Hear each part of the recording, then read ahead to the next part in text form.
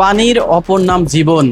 আর এই পানি রাজধানীর কুনিপাড়া এলাকায় অস্বাস্থ্যকর পরিবেশে তৈরি করছে এবং প্রতি বোতলে 20 লিটার দেওয়ার কথা থাকলেও 2 লিটার কম করে দিয়ে সেটি সরবরাহ করছে।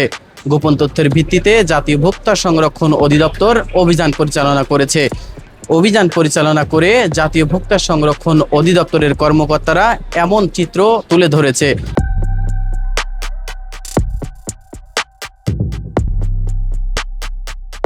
রাজধানীতে প্রতিদিন হাজারো পরিবার ও প্রতিষ্ঠানে সরবরাহ হচ্ছে বোতলজাত খাবার পানি। তবে সেই পানির ব্যবসাতেই মিলেছে প্রতারণার অভিযোগ। রাজধানীতে 20 লিটার পানির বোতলে কম পানি সরবরাহ ও অস্বাস্থ্যকর পরিবেশে পানি সংরক্ষণের অভিযোগে অভিযান চালিয়েছে ভোক্তা সংরক্ষণ অধিদপ্তর। অভিযোগে এক প্রতিষ্ঠানকে 50,000 টাকা জরিমানা করা হয়। পানি কম আছে একটা জারে, আপনি বলেন 19 লিটার নাই পানি। হ্যাঁ, তত করলে অনেক কিছু করা যায় স্যার। বললে হয় কি ভাইয়া ঘরটাই করা যায় না।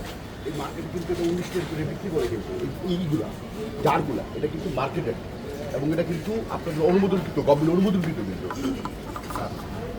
কথা বলছেন এখন আর কথা বলে সাপ। আমি বলি একটা কোশ্চেন করি আপনাকে। আপনি বললেন একটা জারে 19 লিটার পানি আছে, 19 লিটার পানির মূল্য নিয়ে আপনি মার্কেটে দিচ্ছেন, কিন্তু আমরা দেখলাম ওজন করে 17 লিটার পানি আছে, একটা জারে 2 লিটার করে পানি কম দিচ্ছেন কেন?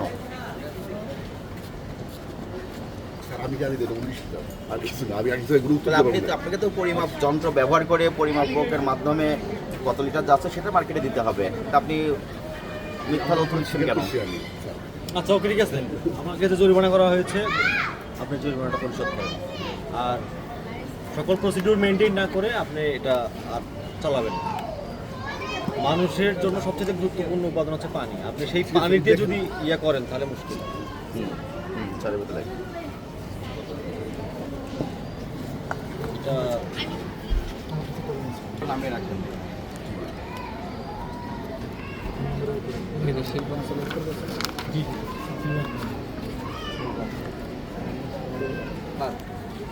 তথ্য দিলে আমরা সেখানে একটু তথ্য করে দেখবো তারা 17 লিটারের ধারণ ক্ষমতা যার দিচ্ছে দিয়ে 19 লিটারের কথা কেন বলতেছে।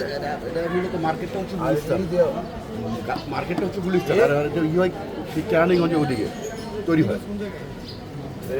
কয় টাকা আপনি রসিদ নেন না? এটা কিনে রসিদ আছে না? রসিদটা আমরা ভাই আপনার মোবাইল নাম্বারটা একটু বলেন। এই পানিগুলো একটু নামানোর ব্যবস্থা করতে হবে। পড়ায় গেছে যে ওই ছেলেটা পড়ায় গেছে, আপনার গেলে চলে আসবে নামাজ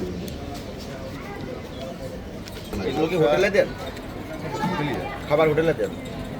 ও তখন ওরাই 1 টাকা করে গ্লাসে পানি এগুলো বিক্রি করে। পানি ওরা এখন আর টাকা নেয় না, হোটেলে যে এখন টাকা নেয় না পানি ফ্রি দেয়। রোগ আছে হচ্ছে ঢাকা সিটি কর্পোরেশনের পানির মাধ্যমে অনেক রোগ ছড়ায়, পারস্পরিক দূষণ হয়।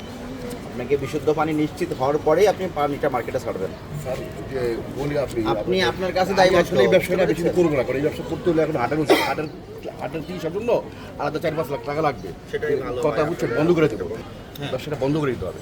নিয়ম মেনে করতে হবে, না হলে করা যাবে না। যত নিয়মই মানি না কেন, মানে আমার কি হবে ওই হাটের জন্য এই বয়স আইসা আগে চিকিৎসার জন্য টাকা রাখতে হবে।